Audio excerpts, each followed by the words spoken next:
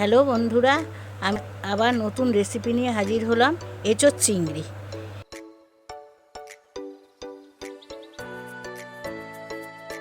এঁচোড় চিংড়ি করার জন্য প্রথমে আমি জল দিলাম।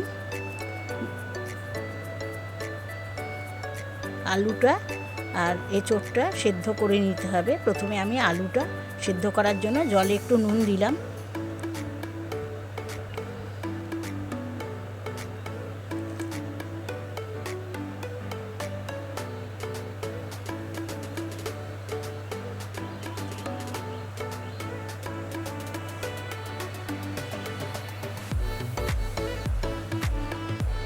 এঁচোড়গুলো কেটে পরিষ্কার করে রেখে দিয়েছি। এবার আলুটা সেদ্ধ হয়ে যাওয়ার পর আমি এঁচোড়টা সেদ্ধ করব। চিংড়ি দিয়ে করব, টাটকা একদম চিংড়িগুলো।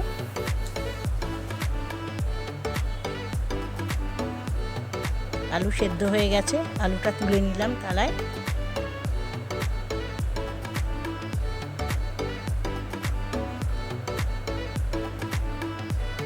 এবার একটু জলে একটু হলুদ দিলাম। হলুদ না দিলে এঁচোড়ের রঙটা কালচে লাগবে, এই জন্য হলুদটা দিতে হয়। হলুদটা দিয়ে দিলাম।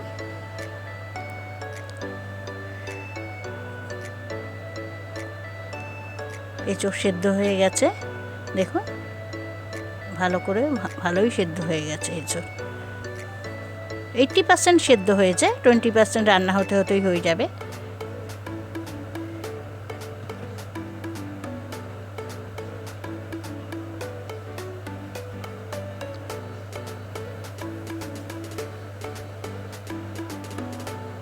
এবার একটা প্যানে ভাজা মশলা করতে হবে, সেটা দিয়ে দিলাম। ধনে, শুকনো লঙ্কা, জিরে,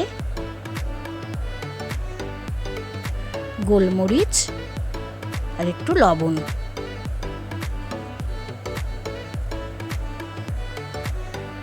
একটু হালকা ফ্রাই করে নিলাম।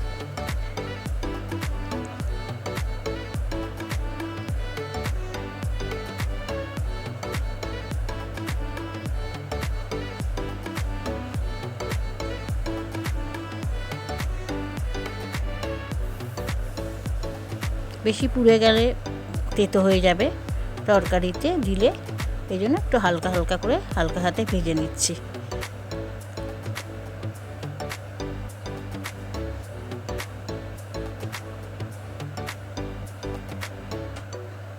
কড়া বসালাম।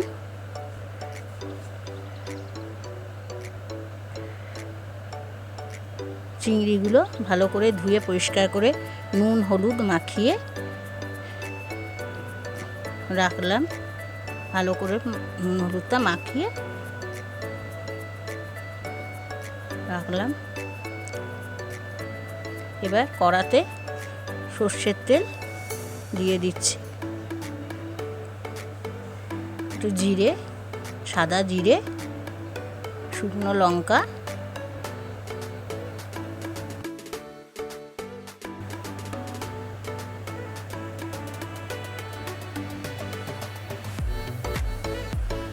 তেজপাতা,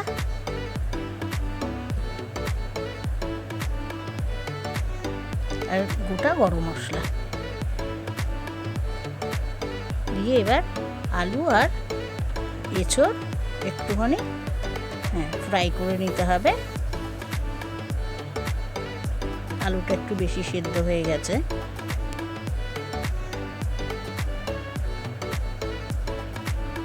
এবার অন্য প্যানে আমি চিংড়ি মাছ ভেজে নেব।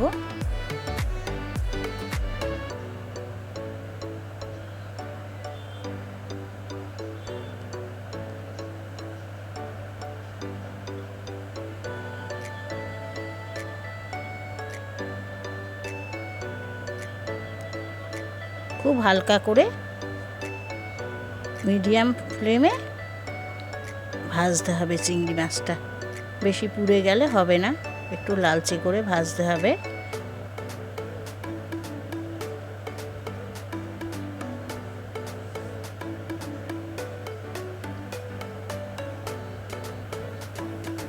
দেখুন বন্ধুরা, একদম হালকা আছে, চিংড়িটা ভাজা হয়ে গেল।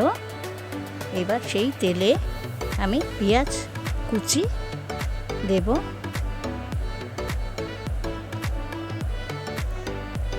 পেঁয়াজ কুচি দেওয়া হয়ে গেল। এবার একটু এটা যতক্ষণ না লাল কালারটা আসছে, পেঁয়াজের রঙটা, কাঁচা গন্ধটা চলে যাচ্ছে, ততক্ষণ এটা ভেজে নিতে হবে। ভাজা মশলাগুলো আমি এখন পেস্ট করে নেব।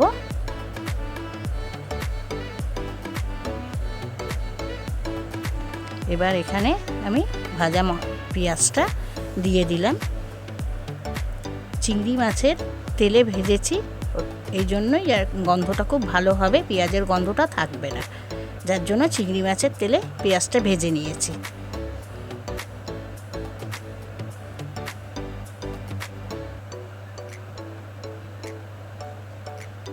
ভাজা মশলাটা গুঁড়িয়ে নিয়েছি। এবার আদা, রসুন, কাঁচা লঙ্কা, কাঁচা পাকা লঙ্কা দিয়ে এটা বেটে এটা দিলাম।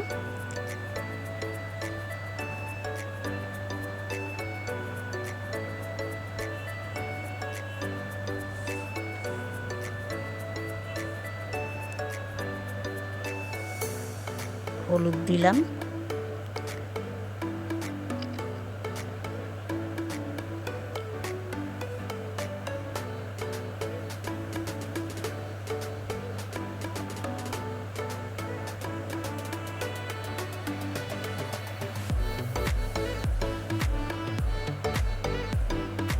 নুন দিলাম,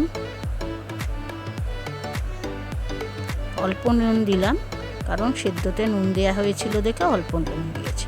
কাশ্মীরি লঙ্কার গুঁড়ো দিলাম। এবার এটা ভালো করে নেড়ে খুব ভালো করে নাড়তে হবে, নিচটা যেন না লেগে যায়। নিচটা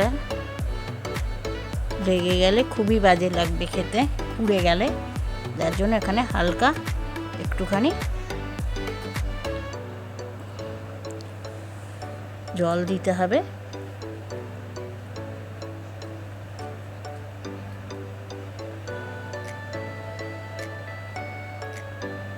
মশলা পুড়ে গেলে তার স্বাদ যা ইয়ে হয়ে যাবে, তখন তরকারি খাওয়া যাবে না।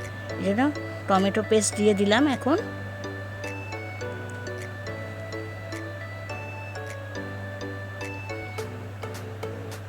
চিংড়িগুলো দিয়ে দিলাম।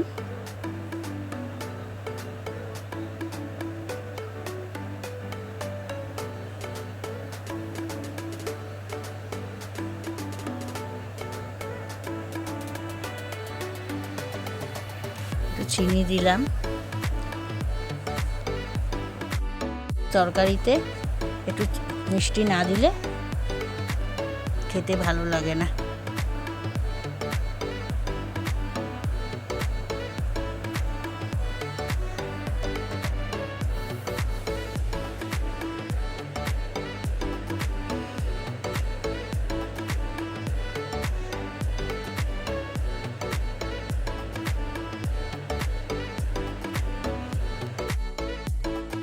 একটু গরম জল দিতে হবে, ঠান্ডা জল দিলে তরকারির টেস্ট নষ্ট হয়ে যাবে। এই জন্য গরম জল দিয়ে দিলাম। একটু গ্রেভি মতো রাখতে হবে, তো এই জন্য। আর সেদ্ধটা 80% হয়েছিল, আর 20% করতে হবে, তো একটু জল না দিলেও হবে না, জলটা দিতে হবে। গ্রেভি না হলে তো খাওয়া যায় না, ভাত দিয়েই বলুন, রুটি দিয়েই বলুন।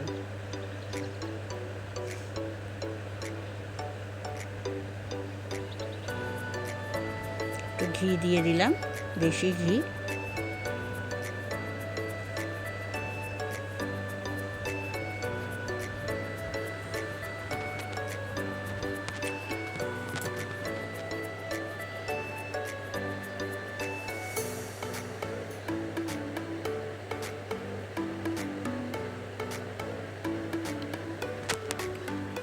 ভাজা মশলাটা যেটা ভেজেছিলাম, সেই মশলাটা ঘুরিয়ে দিয়ে দিয়েছি ওপর।